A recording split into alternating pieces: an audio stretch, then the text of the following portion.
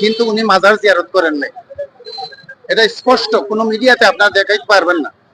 যারাই আসে ওইখানে মাজার জিয়ারত করে টাকা চাচ্ছেন, ওরা কিন্তু মাজারে টাকা দেন। যারা মাজার নিয়ে এত কথা বলছেন, ওরা কিন্তু মাজার জিয়ারত করে না, কিন্তু হিসাব দেয়। আমরা যেভাবে মাজারের হিসাব চাই, সেভাবে এখানে 3টি প্রতিষ্ঠান, একটি হচ্ছে মাজার, একটি হচ্ছে মসজিদ, একটি হচ্ছে মাদ্রাসা। মাদ্রাসারও হিসাব চাই, কোটি কোটি টাকা মাদ্রাসাতেও দেওয়া হচ্ছে, এখানে কোটি কোটি টাকা দেওয়া হচ্ছে মসজিদে। আমরা প্রত্যেকের হিসাব চাই, ষষ্ঠ হিসাব চাই। আমাদের মহামান্য জেলা প্রশাসক, যিনি ইতিমধ্যে ছিলেন সাবেক, উনি অত্যন্ত ভালো লোক, আমরা সবাই বলছি ভালো লোক। উনি যেভাবে চেয়েছেন, আমরা চাই যে অন্তত পক্ষে প্রত্যেকটা বিষয়ে উনি ঘুষের বিষয়ে ও দুর্নীতির বিষয়ে উনি স্বচ্ছতা জবাবদাহিতা রাখবেন। শুধুমাত্র যে মাজার কেন্দ্রিক ওইখানে মত দেওয়া হয়, সেটা আমরা বিশ্বাস করি না। আমরা যারা আন্দোলন করছেন, আমি ব্যর্থহীন কণ্ঠে বলতে পারি যে যারা যে বিদায়ী আমাদের জেলা প্রশাসক, উনি বিদায় নিয়ে গেছেন, আপনারা জানেন, উনি হিসাব নিয়েছেন, কিন্তু উনি মাজার জিয়ারত করেন নাই। এটা স্পষ্ট, কোনো মিডিয়াতে আপনারা দেখাইতে পারবেন না।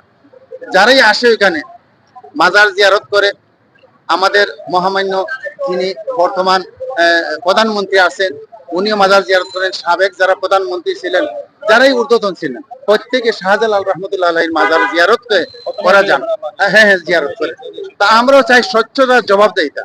আমরা এককভাবে কোনো গোষ্ঠীকে আমরা দোষারোপ করব না।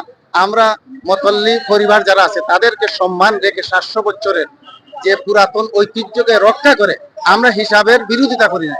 আমরা চাই স্বচ্ছতা। আমরা দেখছি মতল্লি অথবা খাদিম যারা আছে, তাদের টেবিলের সামনে তাদের হিসাবের খাতা আছে। আপনারা যারা যান লক্ষ্য করে দেখবেন, লাল খাতা আছে। কিন্তু তাদেরকে তো সময় দিতে হবে। আমাকে যদি এখন বলেন আমি এক মাদ্রাসার প্রিন্সিপাল, আমাকে যদি হিসাব দেন, আমি কোথায় থেকে দিব? আমাকে অফিসে যেতে হবে, কিরানিকে বলতে হবে, আমার আয় ব্যয় রসিদ বলতে হবে, আপনি এত দিনের ভিতরে দেন। কারণ 700 বছরের হিসাব আমার চাইতেছেন, 7 ঘন্টায় তো হবে না, 7 মিনিটে হবে না, এইভাবে অতর্কিত ভাবে তো হবে না। তাহলে মনে করা যাবে যে কোনো কিছু পরিকল্পিত। তাই আমি উদাত্ত আহ্বান করব, যারাই আন্দোলন করছে, আন্দোলনের সাথে আমরা একমত যে হিসাব চাই আমরা, কিন্তু তা তো স্বচ্ছতা জবাবদাহিতা, তার নিয়মতান্ত্রিক ভাবে একটা হিসাব দিতে হলে নিয়ম থাকতে থাকে। এটা হিসাব উঠা তারা করে কেনা। একজন দোকানদার মনে করেন একটা হিসাব করতে হলে উনি বলেন, ভাই আজকে আমি হিসাব করতেছি, তাও তো বোঝা যায় যে হিসাবটা করতে হলে নিরিবিলি করালে সময় নেওয়া লাগে। ধন্যবাদ আপনাদেরকে।